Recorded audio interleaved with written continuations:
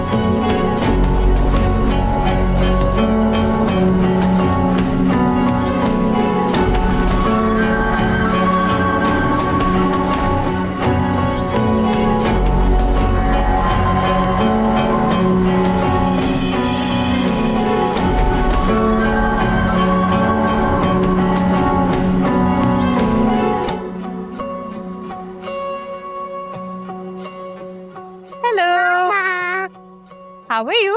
Hi. Did you have fun? Yeah. Okay, go inside. Femina please अब बस भी कर दो। ना तुम मुझ पे तरस खा रही हो ना ही वकार।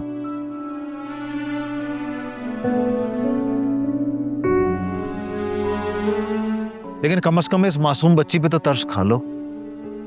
इससे मेरे गुनाहों की सजा मत दो। मिरहा को तुम्हारे गुनाहों की सजा तुम दे रहे हो। मुझ पे इल्जाम मत लगाओ। ठीक है, ठीक है, मैं तुम्हें कोई इल्जाम नहीं देता। मैंने बहुत गलतियां की हैं और मैं तुम्हारा गुनहगार हूं, ये बात मैं एक्सेप्ट भी कर चुका हूं। लेकिन अब मुझे बताओ कि मैं और क्या कर सकता हूं, किस तरह इस सिचुएशन को रिवर्स कर सकता हूं। यही तो इशू है। माजी कच्ची स्याही से लिखी हुई तहरीर नहीं होती,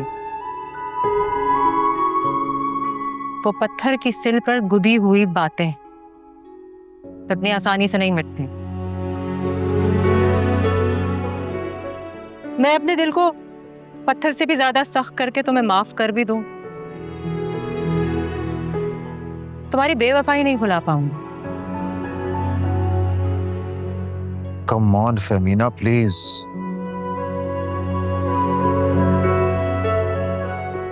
मैं कोशिश कर रही हूं वकार को मनाने की, समझ नहीं रहा वो। मैं भी नहीं चाहती यहाँ ज्यादा देर रहना। तुम वकार को समझाने में अपना वक्त क्यों जाया कर रही हो?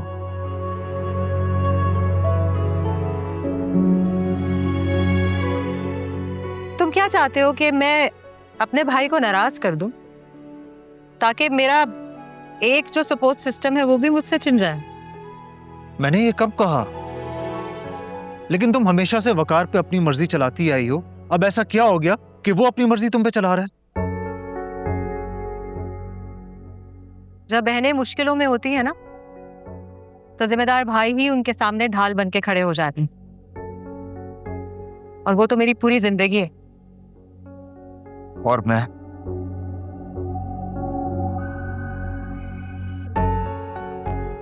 मैं और मेरा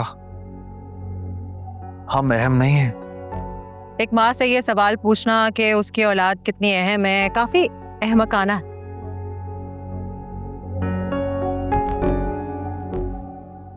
मेरा मेरे लिए इतनी अहम है कि शायद उसकी वजह से मैं तुमसे समझौता करने पर राजी हूँ।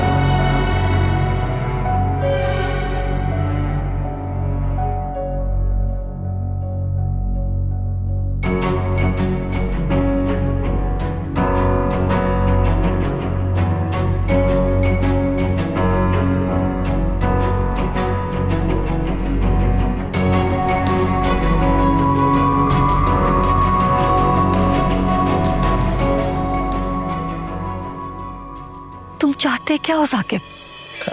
जैसे आपको जानते ही नहीं है। आखिर क्यों मेरी जिंदगी तबाह करने पर तुले हुए हो तुम? अरे नहीं नहीं नहीं, बल्कि मैं तो आपके लिए सारी जिंदगी तबाह कर दूंगा, लेकिन आप तक कोई तकलीफ नहीं पहुंचने दूंगा, वादा।